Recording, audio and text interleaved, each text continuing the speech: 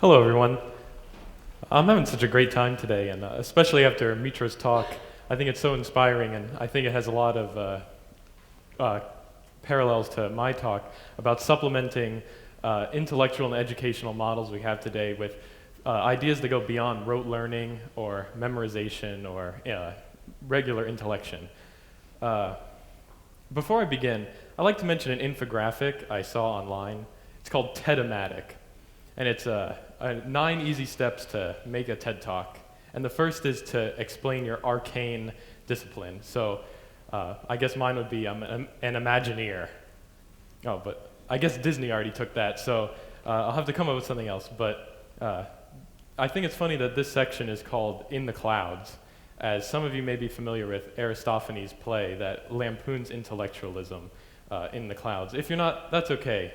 But the gist of it is that our indebted Athenian wants to educate his son, so he sends him off to this school. It's called the Thinkery. And of course, it's run by none other than Socrates. And the philosophers there do weird experiments, and the Athenians don't really like him. So the guy comes back, and his son's all messed up now, so he's mad at Socrates, so he burns the place to the ground. I hope that my presentation is not as ethereal as the Thinkery, so there'll be no cause for arson. Moving on to we'll come back to Socrates, but the main points I want to touch on today are talking about defining what imagination is and what it's used for, balancing imagination and realism, and integrating imagination into our workplace and our scholarly lives. It seems so strange to ask the question, what is imagination? It's like asking the question, what is thinking? It's questioning what the very processes we use to examine the world are. It's quite easy to answer what uses imagination. Some of you might be familiar with a small series of books. It's called Harry Potter. It's patently obvious that that uses imagination, or if Willy Wonka were to take you to a world of pure imagination. Many thinkers throughout history have tried to figure these things out, so don't worry. As usual, it all goes back to the Greeks. They had 2 words to describe imagination, and that's fantasia and icasia. Fantasia are the images that you picture in your mind when you think of something that you've already had experience with. Delicious slice of cheesecake, your relatives, an orc in Lord of the Rings. Fantasia are those images, and it's not any particular image. It's not memory. So it's not a cheesecake that you ate on your first date or on your birthday, but it's just a general image. Icasia is the more controversial or mystical aspect of imagination. It's the element of your mind that is invention, making up things that don't even exist in fiction. Socrates and Plato would call both of these things a waste of time and have no room in intellectual discourse for them. They're copies of copies. In their metaphysical reality, there are the real things, then the things we see are copies of that, and so if you're picturing something in your mind, it's so far removed that you can't even talk about it. Now, this was so intense that Plato kicked all artists out of his polis in the Republic, so there was not even room for paintings of things. Aristotle was a little more generous, but not by much. He divided the mind into several orders and ranked the processes as he normally does. And imagination falls somewhere in between sensation, which is our closest tie to the real world, and thinking. Above those are science and reasoning, but imagination is he realizes it's important because it's where new ideas come from, but he also thinks that all mistakes man has made have come from imagination. So, moving forward through history to the Judeo-Christian scholars of the Middle Ages and Renaissance, you see that imagination takes the fall for human sin. Adam and Eve had to leave the Garden of Eden because they answered the very dangerous question, what if? This can't be good. My presentation is already, as a philosopher, I've said Aristotle's wrong, Plato's wrong, Socrates is wrong, the Christians don't like me either. In the Renaissance, thinkers like Descartes also divided the mind into several parts, not as many as Aristotle, and imagination was often thought of as an opposition to rational thought. it gets in the way of empirical research. And that kind of thinking still exists today. On the TEDxStetsonU Facebook page, there is a TED Talk by Sir Ken Robinson about how we don't grow into creativity, we grow out of it. And I think that's incredibly true. For example, how many of you, when you were growing up, your parents or teachers said that you should be a doctor or a lawyer or an engineer? So like, how many? All right, so, and that's because you should have job security, and you shouldn't go too far outside the box and try and be an artist or, heaven forbid, a philosopher. And that's not to say that those fields don't require imagination. I certainly believe they do. But the way it's presented to you is that there's a 12-step program to success, and then you get to retire to your summer home in Key West, and as long as you don't make too much deviations, you'll be okay. But you better stand out on your applications to college. And just a side note for those who want to pursue artistic or creative careers, I'd like to do a little experiment right now. How many people in this room want to become doctors one day, after you graduate college or become, all right, so what was your name? Catherine. Now, how many patients have you treated so far? None. Oh, all right, so don't go to Catherine anytime soon.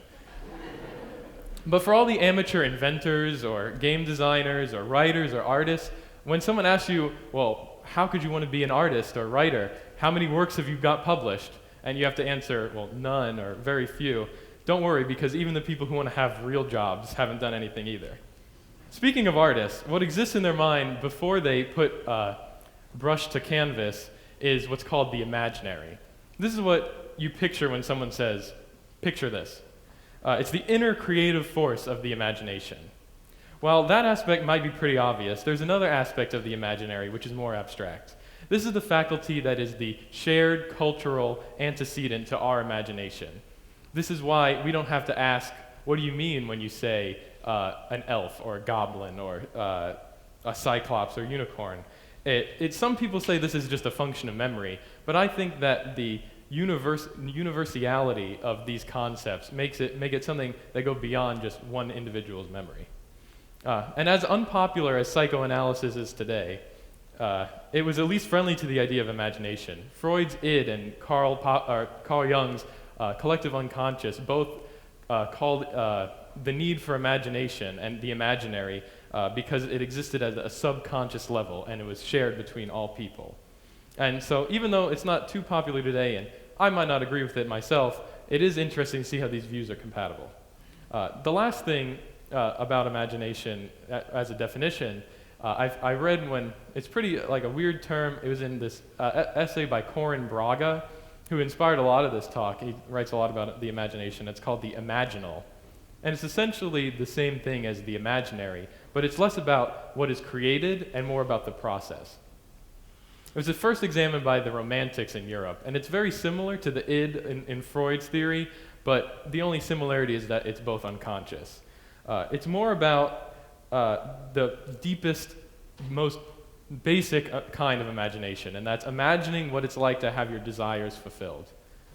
And this has also been used to justify using like the imagination and intellection in relation to God. So if you're a theist and you want to imagine things or think about orcs and goblins and not, go to hell, you can use the imaginal to say that we are created, imago Dei, or in the image of God, so it must be okay for us to use these processes to create new things. Anyway, but what purpose does this all serve? The scientist or business person or philosopher might ask. Isn't the imagination only used by those artistic types who sit in the coffee shop with their berets and dark sunglasses, drink macchiatos and talk about Ginsberg? No, the short answer is it serves no purpose. Nothing in itself, or être en soi, as Sartre might say. But the imagination is, for me, I guess the best justification for using your imagination is it's just more fun. Living a life where everything is just as it seems has not been good enough for writers like Tolkien or Lewis, or even more recently with the Harry Potter series and Rowling. But so the reason these people rejected scientists and philosophers is because there's no truth about it. When you imagine something, it's not related to any facts in the real world. There are no truth makers. Even the most hardcore scientists and philosophers can't excise their imagination as much as they would like. They still use it in thought experiments, hypotheses, think about research that won't happen for 20 years because we don't have the means to do it. For too long, the view has been that the realistic or reality is positive and that the imaginary is negative. If you're too realistic, you will never advance beyond the methods that you have at the moment. And too imaginative and your head gets stuck, in the clouds, and you isolate yourself from society. I was in a class with Dr. Abbott at Stetson, and he was talking about his roommate who was an engineer, and he was kind of out there. And he said, imagine if we could take the universe and melt it down into like a soup. Well, I don't know what flavor the universe soup would be, maybe minestrone. And we change the value of pi to 3 or 4 instead of 3.14, etc. What would that be like? And then rematerialize the universe. What would that be like? And that probably serves no purpose realistically because we can never do such a thing, but it is interesting to see that even engineers and scientists have use for these kind of thought processes. Einstein said, logic will take you from A to Z, but imagination will take you everywhere. And going everywhere is important, but getting to A to Z is also important too. This all goes back to the Victorian era, like Mitra was talking about structuring society. Science and law, depending on who you talk to, one's above the other, are at the top. Science usually included theology or philosophy or any other rational discipline. Then came mainstream culture, for all you hipsters out there, that were basically amicable to new ideas, but a little not on the cutting edge. They were a little slow to change. They eventually accepted Darwin, they eventually accepted Newton, Copernicus, etc. But last came art, because who has time for that? Artists wanted to focus on drawing Greek gods and goddesses at this time, or images from the Bible, nothing that had any real value in society and advancing humans beyond themselves. Like man is something to be surpassed, like Nietzsche would say. In the information age, this has shifted. Science is still obviously first because it's the most important, and but philosophy and theology have dropped out of science. No one cares about that anymore. Then came culture, was usually next, because culture usually follows blogs or watches Discovery Channel or listens to TED, and so they're quick to change. Then came law, and we've realized that law is the slowest thing to change, because in a society, due to the nature of political discourse, no government is more progressive than the most progressive members of the society. So there's always going to be arguments.